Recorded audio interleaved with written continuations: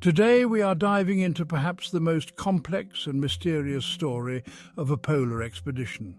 It is filled with so many intriguing facts that each one could be the topic of a separate episode. Frozen mummies, mysterious poisoning, cannibalism, madness, horrors, and darkness. The names of the ships, Erebus and Terror, can be literally translated as horrors and darkness, which is fitting for the expedition led by John Franklin. This story is about that very lost expedition, but to begin we need to go back a bit.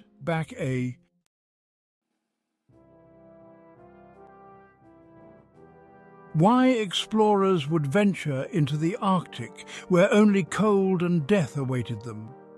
The reasons varied, but often the main motivation was the hope of discovering not new lands, but new sea routes that would allow faster travel and boost trade for the country that established them. The ultimate goal was to find a sea route to the long-coveted Asia, which was highly sought after for trade during an era when overland journeys took months or even years, and aviation had not yet been invented. Ships were the only effective means of transporting goods. When Columbus reached the shores of America, he was elated, thinking he had found India, which is why he called the local tribes Indians. Today we regard the discovery of America as one of the greatest geographical achievements, but at the time, while it was certainly appreciated, the land was wild and unexplored. It took centuries to recognize its wealth of gold and natural resources. At that time, these lands were considered dangerous and offered little beyond fur and conflicts with indigenous people and other colonists. So while the new continent was significant, the primary goal was still a sea route to India. In those days, both Americas were seen more as obstacles blocking the path to Asia. In 1522, Ferdinand Magellan's expedition completed the first circumnavigation of the globe by going around South America. However, the question of the so-called Northwest Passage, a potential sea route along the northern coast of North America, remained. In 1804, Sir John Barrow urged the British Royal Navy to complete the exploration of the Northwest Passage and investigate the possibility of reaching the North Pole by sea. It was believed that organizing a well-prepared expedition and investing resources would be enough to open the passage. At the time, there was a theory that north of Greenland, near the pole, there was a vast open sea that could provide a relatively safe route to the Bering Strait. Despite debates in the Admiralty about the feasibility of such expeditions, which often claimed lives and required significant funds, the allure of this sea route was too great. Finally, a decision was made to settle the debates and conduct a well-organized and well-equipped expedition.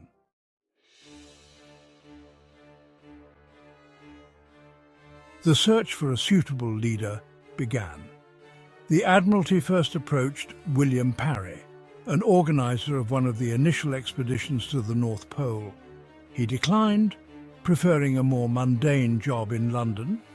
The second candidate, James Ross, was known as a rising star in polar exploration, but had recently married and promised his wife never to venture into the polar regions again. The third candidate was deemed unsuitable, and the fourth was Irish.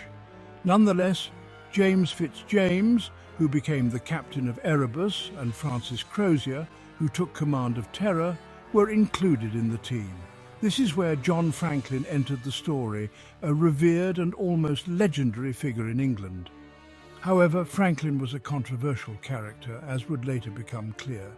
He was an experienced captain and a veteran of 2 wars, but most importantly, he was an accomplished polar explorer who had led 3 expeditions. Although those expeditions were also marked by challenges in preparation and leadership, they could be considered successful since Franklin returned alive. He was, however, mockingly called the man who ate his boots after his overland expedition to Canada in 1819, where he and his crew, starving, resorted to eating their sleeping bags made of ox hide and even their own footwear. At that time, Franklin was undoubtedly one of the most experienced captains and probably the person with the most extensive polar experience.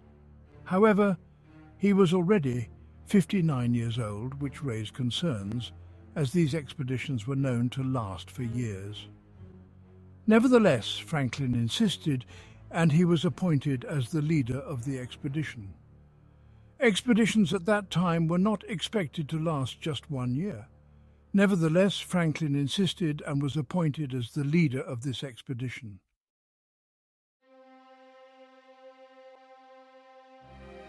In 1845, the unexplored part of the Canadian Arctic was relatively small on the map. It was a quadrangle with an area of 31,274.27 square miles. It was in this region that Captain Franklin intended to carry out his voyage. He planned to pass through Lancaster Sound and then move west and south, navigating around land and ice to complete the Northwest Passage.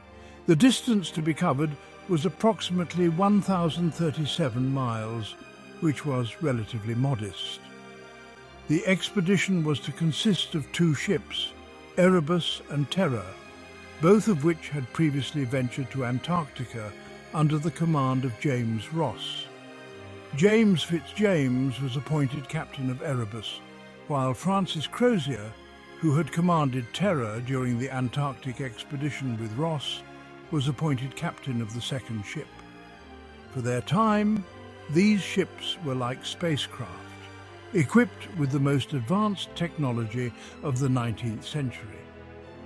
The steam locomotive engine installed on Erebus was acquired from the London and Greenwich Railway Company, while the engine on Terror likely came from the London and Birmingham Railway. These were train engines modified for the ships, allowing them to reach speeds of about 4 knots, which was considered very fast at the time.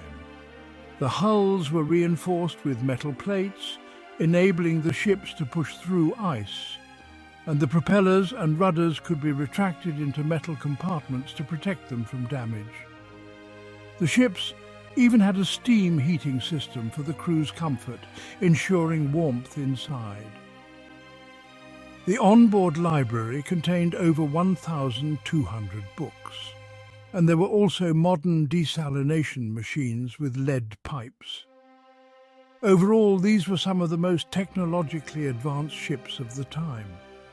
The crew consisted of 24 officers and 105 sailors, most of whom were English, but there were also Scots and Irishmen. Notably, almost none of the crew members had experience in polar expeditions. It was time to stock the holds with supplies, a crucial step in any Arctic expedition.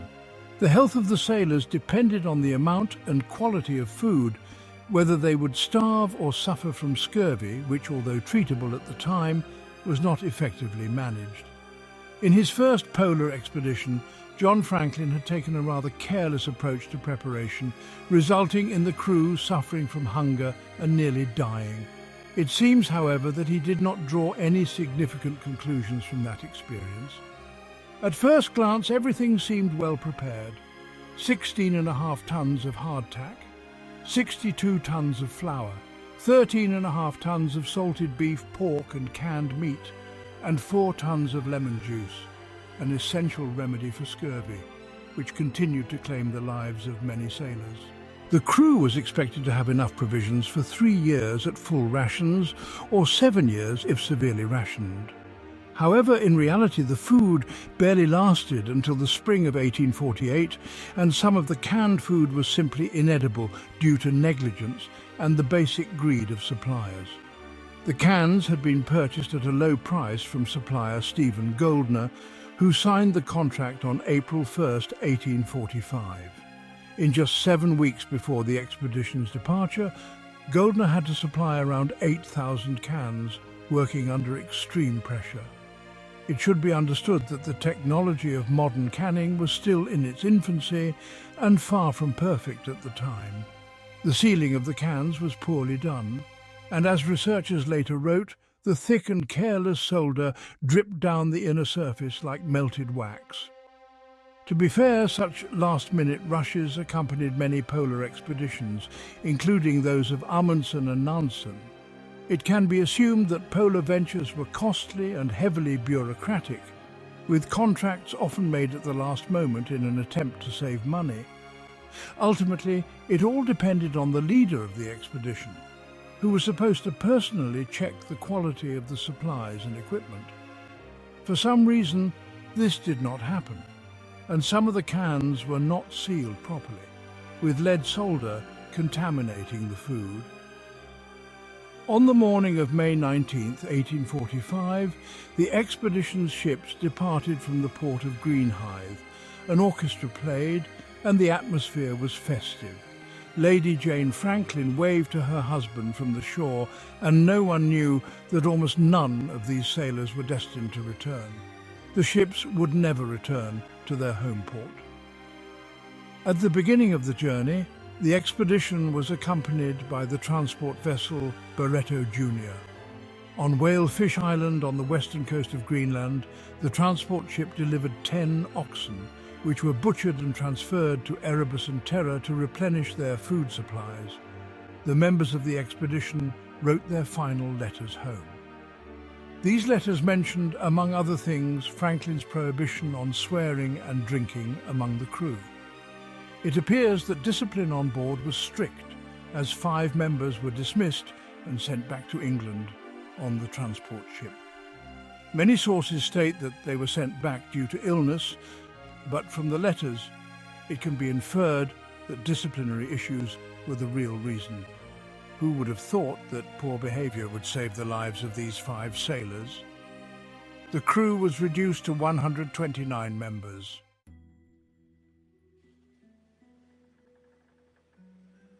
The last time the crew saw Europeans was in early August 1845, when Captain Dannett of the whaling ship Prince of Wales and Captain Robert Martin of the whaling ship Enterprise encountered Erebus and Terror in Baffin Bay. The ships were moored to the ice, waiting for favourable conditions to cross Lancaster Sound. After this, the expedition disappeared without a trace. Erebus and Terror were supposed to complete the Northwest Passage by the summer of 1845, reach Alaska, Russia and China, and emerge into the warm waters of the Pacific Ocean. However, in London they understood that things might not go as quickly as planned, and that at least one wintering might be necessary. Therefore, no one raised the alarm during the first 2 years. The ships were well equipped, and the expedition was believed to have enough provisions for 3 years. Additionally, they could supplement their food supplies with seabirds, polar bears, and other wildlife.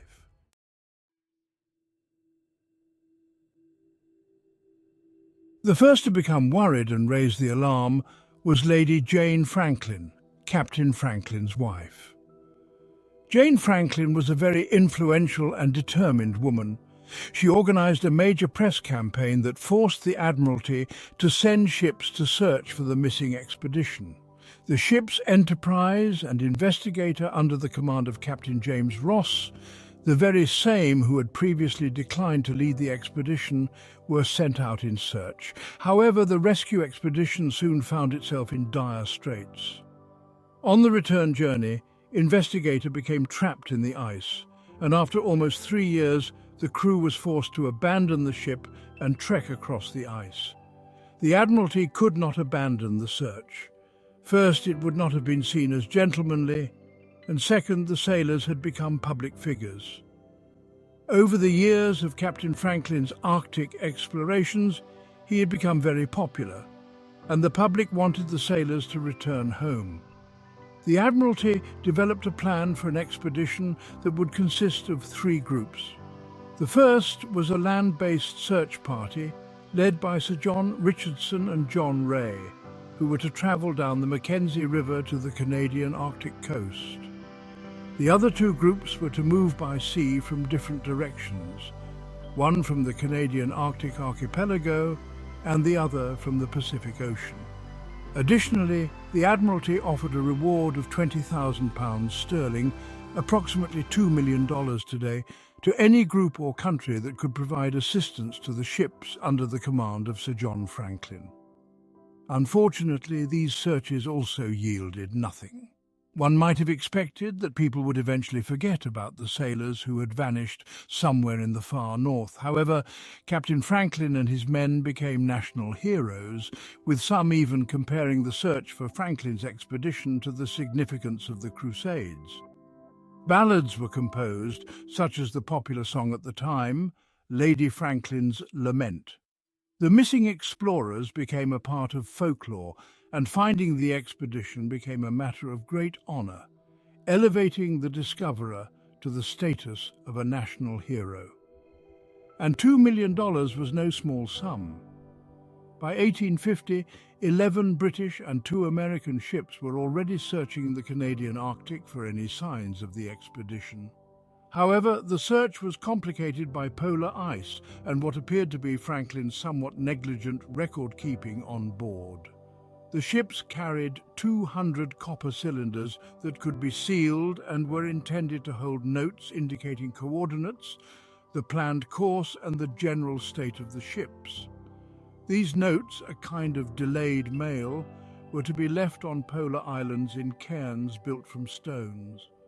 Unfortunately, only one such note out of 200 was ever found, leaving limited information about what had happened.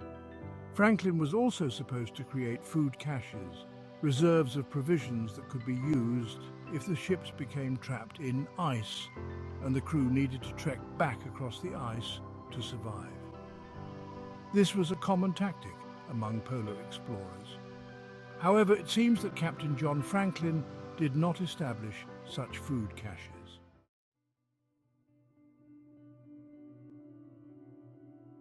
On August 23rd, a captain of one of the search ships saw a cairn of stones and scattered empty cans labelled with Goldner's name, along with other small pieces of abandoned equipment.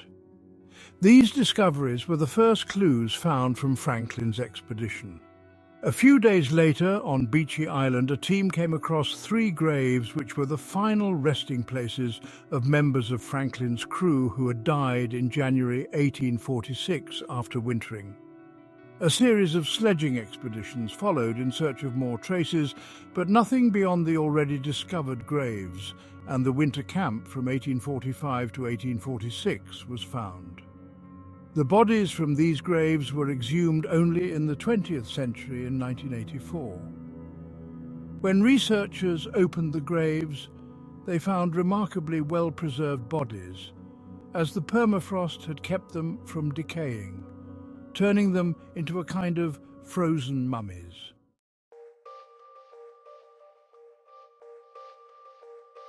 In 1854, Dr. John Ray, while exploring the Boothia Peninsula for the Hudson's Bay Company, met an Inuit near Pelly Bay on April 21st. The Inuit told him about 35 to 40 white men who had died of starvation at the mouth of the Back River. Other Inuit confirmed the story, adding a grim and shocking detail, accounts of cannibalism among the dying sailors. The Inuit showed Ray numerous artifacts that were later identified as belonging to Franklin and his crew. Ray purchased several forks and silver knives that, according to later examinations, had belonged to Fitzjames, Crozier, Franklin, and Robert Osmer Sargent. As I mentioned earlier, despite the failed expedition, Sir John Franklin was considered a national hero who had died in the service of the British Crown. Anyone who found traces of Franklin's expedition would be instantly elevated to the status of a national hero. However, John Ray chose not to hide the details and reported to the Admiralty about the cannibalism among Franklin's men.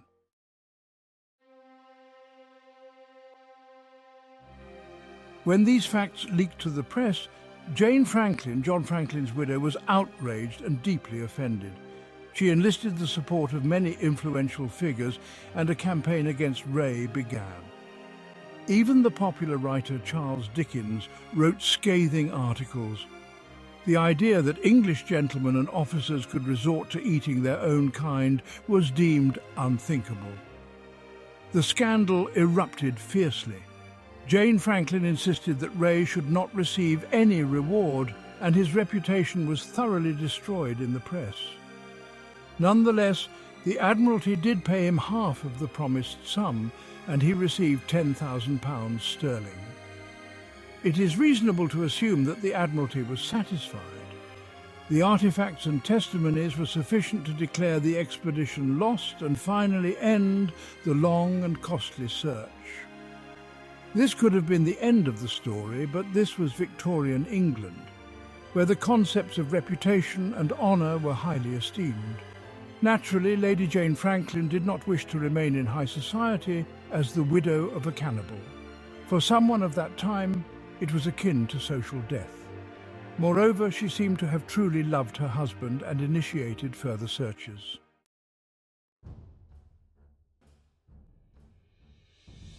These new efforts would yield results, but we will discuss that in the next installment, where you will learn more intriguing details about cannibalism, frozen mummies, sleds containing skeletons and strange cases of poisoning, along with numerous other fascinating facts in this story. There are so many artifacts and captivating mini-stories that each one could indeed be the topic of a separate episode. So, be sure to subscribe to the channel and don't miss the next part. Like this video if you enjoy this format, share it with your friends, and of course, leave your thoughts in the comments. I love reading them.